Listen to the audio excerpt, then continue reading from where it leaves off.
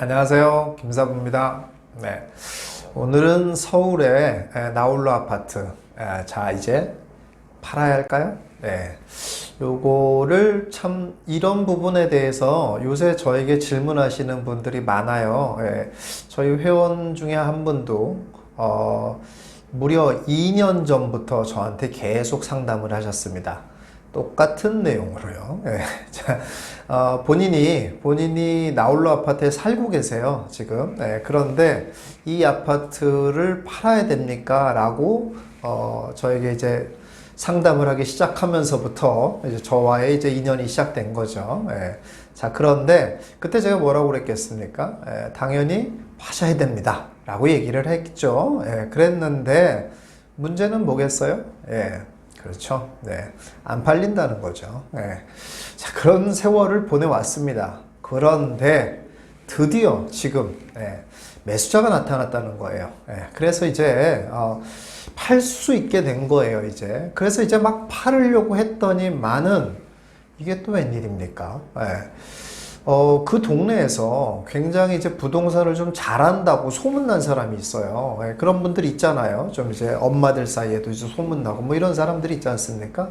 그런 사람이랑 어떻게 좀 인연이 돼서 알게 됐는데 본인이 팔겠다는 얘기를 듣는 순간 그분은 그 아파트에 같이 살지 않아요. 그 근처에 있는 대단지 아파트에 살죠. 그 사람에게 하는 말이 절대 팔면 안 된다. 지금부터 오르기 시작한다. 그러니까 절대 팔면 안 된다 하면서 말린다는 거예요, 자기를. 그래서 이거 어떻게 하면 좋겠냐 이거예요.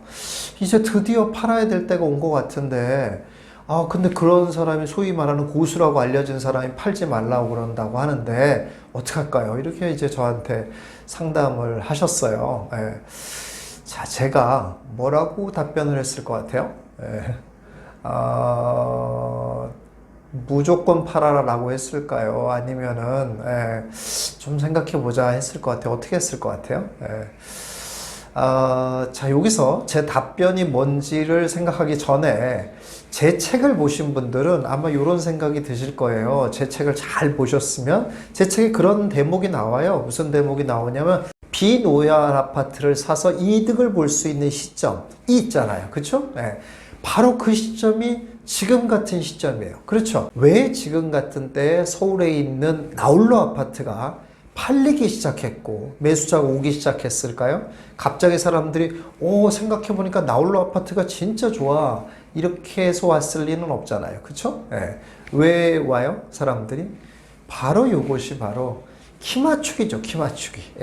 가격이 다른 것들이 너무 올랐다 보니까 그러다 보니 그나마 이게 싸네 하고 이제 이거라도 사야 되겠다라고 사람들이 오기 시작한 거죠.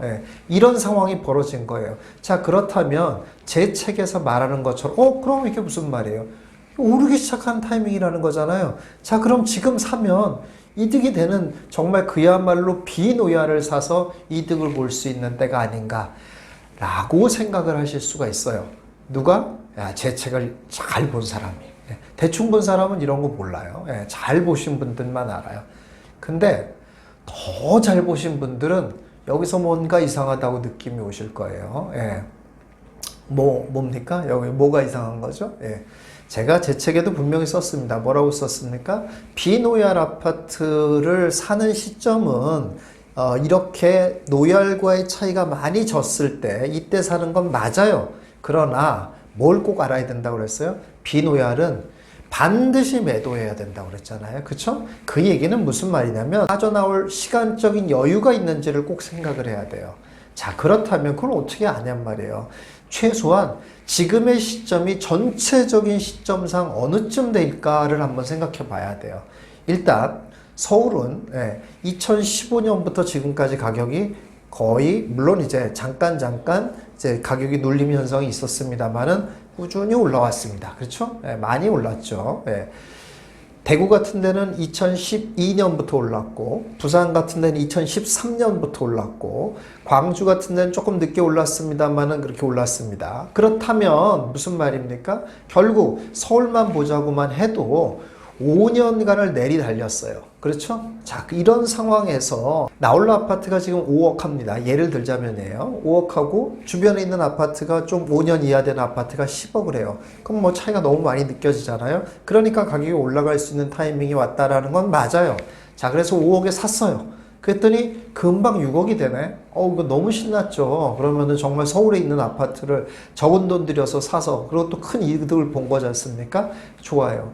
자, 그런데 6억에 올랐으면 거기 좋아하고 있을 때가 아니라고 그랬죠? 예, 비노얄은 반드시 매도를 해야 돼요. 예, 그렇다면 이제 빠져나와야 된단 말이죠. 예, 자, 근데 빠져나와야 되는데 빠져나올 만한 상황이 되려면 어떻게 되냐면 시장이 살아 있어야 됩니다. 그렇죠? 시장이 살아 있고 시장이 좀 더 정확히 말하면 더 올라갈 수 있을 거다라는 기대감이 있는 상황이 되어야 된다는 거예요.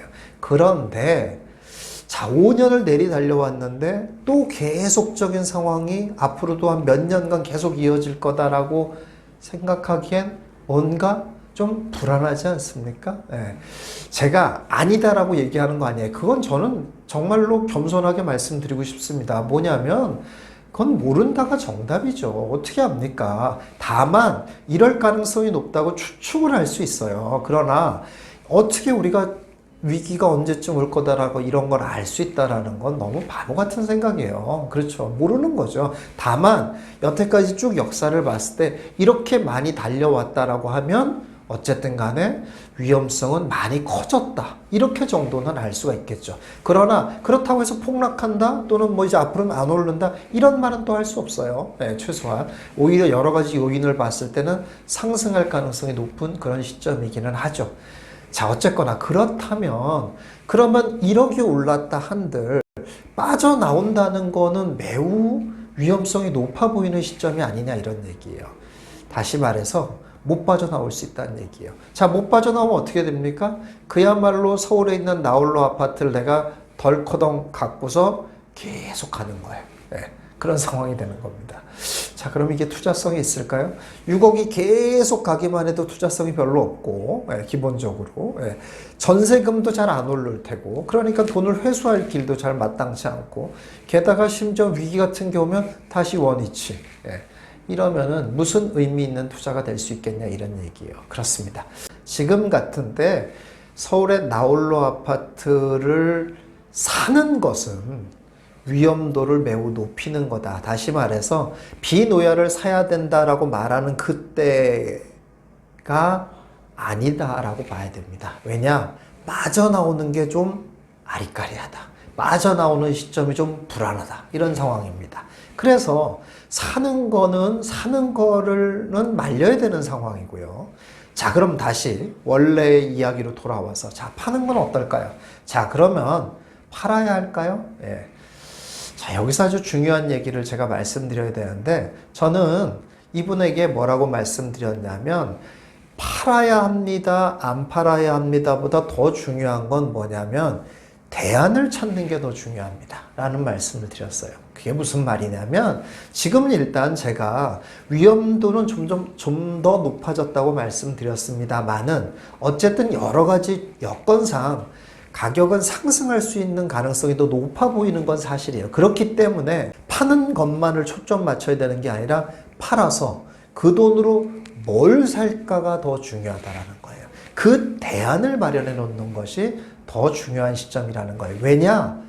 오를 거니까. 네. 오른다고 보여지는 상황이니까. 다시 말해서 나홀로 아파트를 팔았어. 그런데 팔고 사서 그 돈 들고 만약에 가만히 있었다 이렇게 된다고 그러면은 결국 나는 싸게 판 꼴밖에 안 된다 이런 얘기예요. 그래서 그것을 팔고 좀 더 승산이 있는 다시는 나홀로 아파트 같은 것 때문에 고민하지 않을 수 있는 그런 아파트로 옮겨 탈 준비를 하고 팔아야 된다 그런 얘기입니다.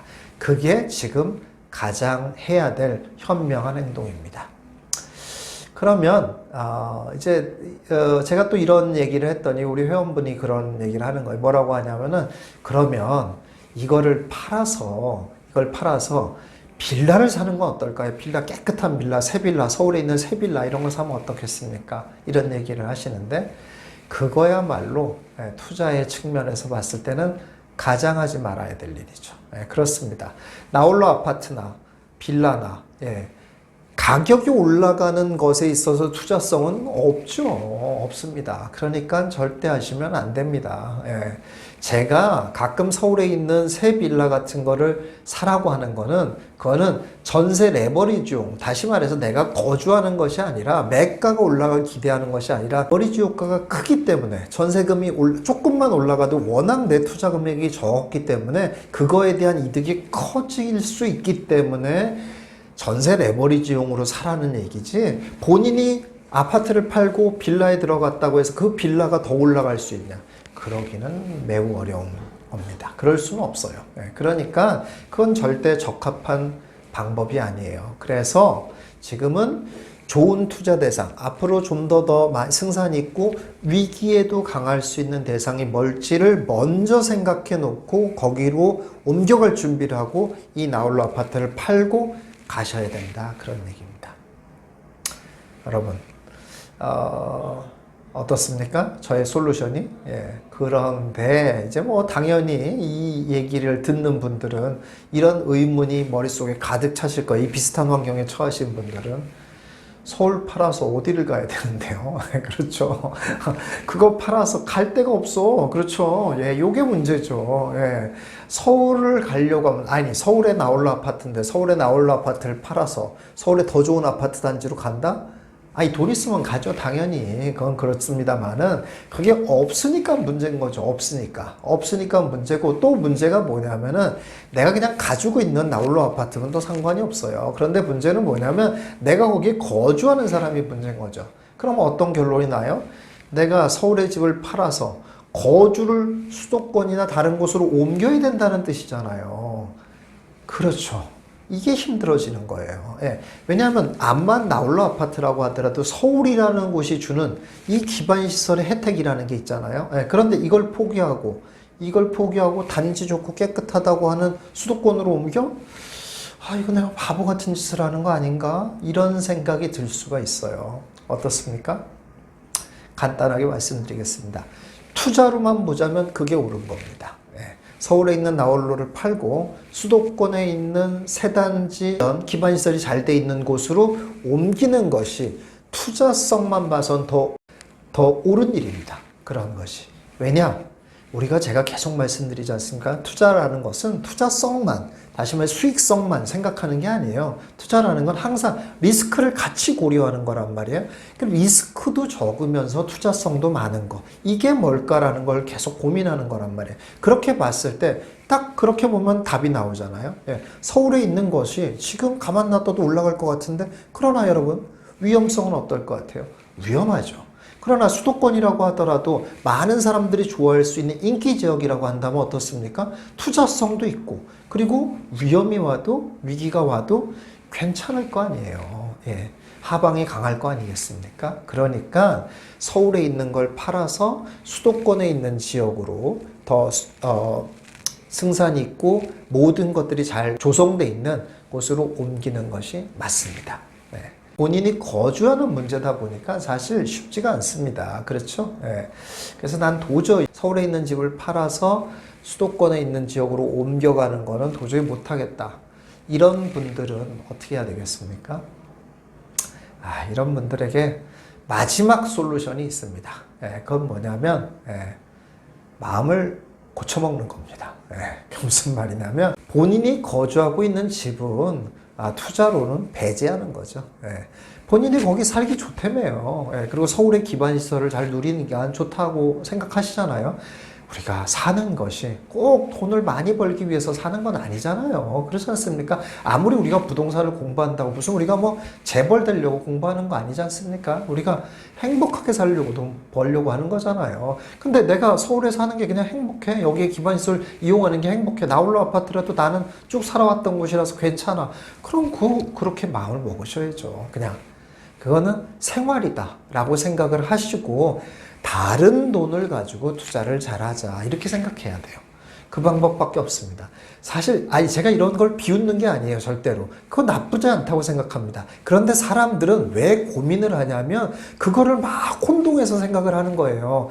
내가 막 여기도 살고 싶고 그런데 돈도 벌었으면 좋겠고 막 이렇게 혼동해서 생각하니까 그래요. 그렇게 하면 안 되고 정 그렇게 못하겠다. 내가 그렇게는 하면 너무 삶의 질이 떨어진다라고 한다고 하면 본인이 거주하고 있는 부분은 이건 그냥 내가 거주용, 거주의 비용이다라고 생각하자. 돈 버는 게 다 행복하려고 버는 건데 이만큼 내가 돈 벌어서 쓴다고 생각하지 뭐. 그리고 나머지 돈을 모은 거는 그건 내가 투자용으로 다른 데를 투자해야지 라고 생각하는 것이어야 된다. 그런 말씀입니다. 조금 정리가 되십니까? 이렇게 보시면 여러분들이 나홀로 아파트를 갖고 있다고 하더라도 어떻게 해야 될지 여러분들이 좋은 선택을 할 수 있을 거라 생각이 듭니다. 자, 오늘 영상은 여기까지 하도록 하겠습니다. 감사합니다.